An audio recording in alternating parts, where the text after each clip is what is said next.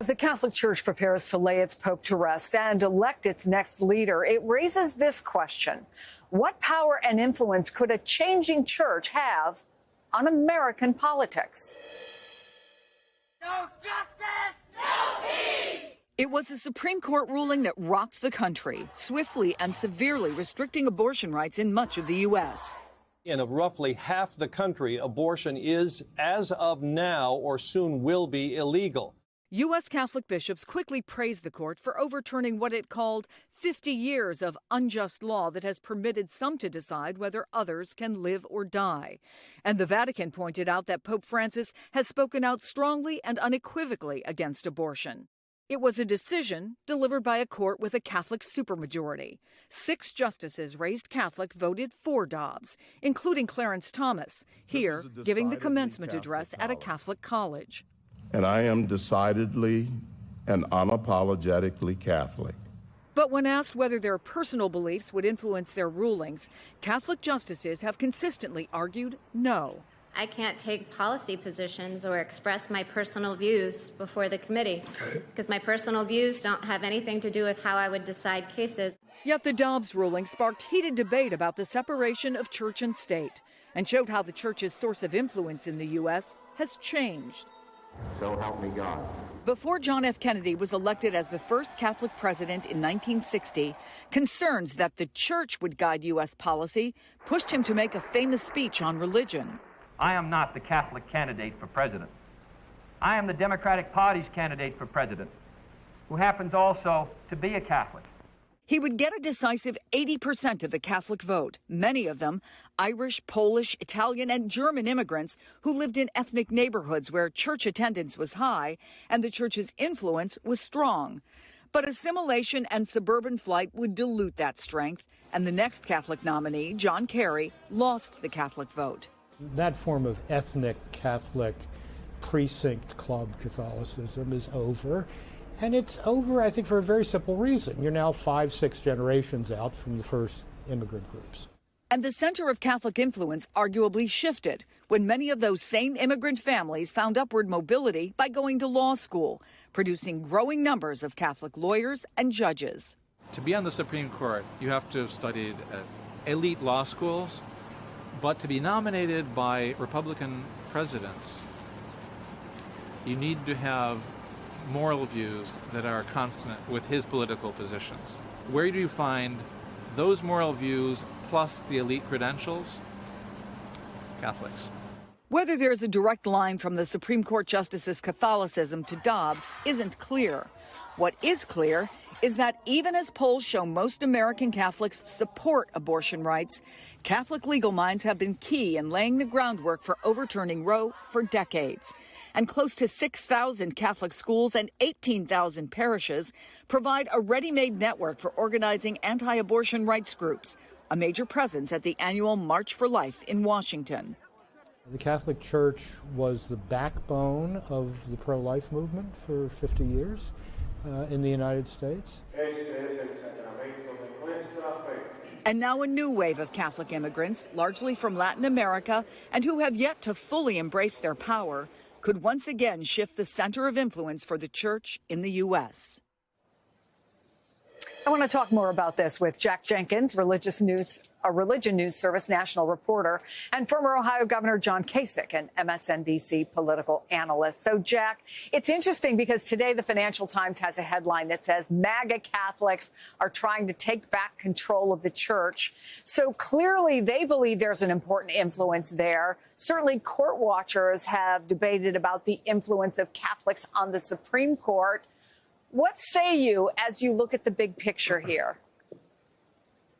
Well, I think one of the interesting things about Pope Francis's papacy is how he really drove home the idea that Catholicism has a hard time being shoehorned into either partisan or political box here in the United States, right? Like in the 90s and early 2000s, Catholicism had really become kind of conservative coded as a political idea. And then when Pope Francis became Pope, since he never stepped away from the church's position on abortion or same-sex marriage, but did spend more of his time on climate change and immigrant rights and the plight of the poor, you started seeing major Democratic politicians like Nancy Pelosi or Bernie Sanders or Joe Biden citing him in their speeches. When you went to climate change protests, people would be waving Pope Francis's encyclical in the air, his encyclical on the environment. So you really we've really seen over the last few years how Catholicism can be multiple things at once. And so while it is absolutely true that there's a conservative through line when it comes to Catholic conservative justices on the Supreme Court, it is also true that there are very liberal justices on the Supreme Court who are also Catholic. And since the Catholic vote here in the United States is now roughly evenly divided between Republicans and Democrats and seems to be a swing vote one way or another, I see that both of those kinds of Catholicism, a conservative and liberal one, are going to continue to vie for power in a way that only kind of felt one-sided only a couple of decades ago before Pope Francis became Pope. Yeah, let me go at it from a kind of another angle, which is a Pew Research poll. After Francis was elected, it showed that he had a higher approval rating among Republican Catholics than Democratic Catholics. But this year, another poll, it flipped. Now far more Democrats view him favorably than Republicans. Do you think that in some way speaks to the influence a non-politician can have, or to the potential influence maybe that a new pope could have just because he has the world stage? Absolutely. I mean, it's been interesting to see how Pope Francis has used his global stature to influence global politics. But it's worth remembering, Pope Francis has gotten into a feud with President Donald Trump on multiple occasions. He just recently got into a theological fight with Vice President J.D. Vance. One of the last letters he sent to bishops here in the United States was one decrying Donald Trump's immigration policy. So I do think it's very clear that a pope can wield some sort of moral authority in American politics and in global politics generally. So it really will matter who this next pope will be. Now, it's notable that Pope Francis, most of the people who are going to be voting for pope, most of the cardinals were appointed by Pope Francis, and he tends to appoint people who are like-minded, people who reflect his values. But it will be something, I think, in addition to a lot of Vatican watchers, a lot of folks in Washington will be keeping an eye on as well. So, Governor, I read that your friends back in the day had a nickname for you, Pope. I think in part because at one point you wanted to be a priest. But there are a couple ways people look at this. One is that a religious leader should not wade into divisive politics. The other is a moral leader is a moral leader. What do you see and what do you hope for the next person who assumes this position? Well, the first thing is, I think your personal faith informs what you do, but doesn't dictate what you do. Secondly, I agree with the gentleman. The selection of the next pope is going to be very important. Look, Francis, first of all, with your polls, Chris, is really interesting. He was not liked by a bunch of people in the church, and he was loved by others. He's not loved by Democrats or sometimes by Republicans. He's like a guy without a base, which makes him probably pretty perfect. And look, he was an open guy. When I think about him, I think the story of the Good Samaritan. And what he said was, we need love. We need to support the weak. We can't treat, Jesus himself was an immigrant, as we know, coming out of Egypt. So this guy was open. He was more inclusive to the church. He was more inviting and less role-oriented, sort of love God, love your neighbor. This next pope, we're going to have an eye on him because they are influential. They do set a lot of the way that Catholics think, but not just Catholics, but all people who pay attention to religious leaders.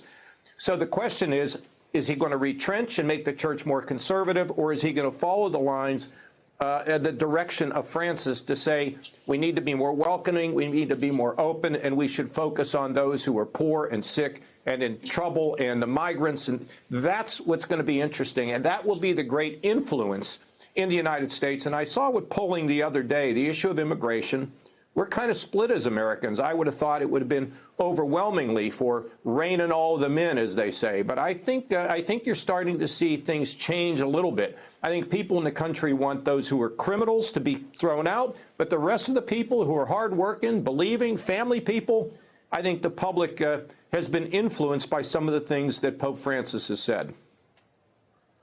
I want to bring something else that's very much in the recent news into this, Governor. Democratic Pennsylvania Governor Josh Shapiro just wrote an op-ed for the New York Times. And of course, that was after the horror of that arson attack at his own home. And he said this type of violence has to stop, but also that it gives hope that what's happened in our country can be repaired. Quote, our leaders must act with moral clarity and take their cues from the good people of this nation, who in times of tragedy always seem to find our better angels. And I think one of the things that struck me, again, talking to people in line over the last couple of days, Governor, is that whoever they are, whether they're believers or not, whatever that faith may be, they did admire a moral clarity. They did admire a hopefulness. Going forward, what lessons can every leader learn from someone like Pope Francis about taking on this divisive political moment? Well, you got to love your neighbors as you want them to love you, number one. And number two, Chris, you and I have talked about the need for some sort of a spiritual revival in the country, sort of like what we had with the social gospel movement that came after the Gilded Age, which gave rights to children and to women and led us into, as Robert Putnam talks about, a more we society than an I society. And when I look at Francis and the attention that he's getting, all this is getting is this possibly a spark that's beginning to get people to say, hey, I need to come out of my foxhole. I need to get out of this little group I'm in. I need to listen to others. That's what we can hope for, because we do better as a nation when we are united rather than divided and screaming. You know, division, smaller. Unity grows bigger. And, you know, I think it's very interesting that this Pope is being paid. There's so much being paid attention to right now. And you are so lucky to be over there in Rome now in the Vatican. What a special honor for you.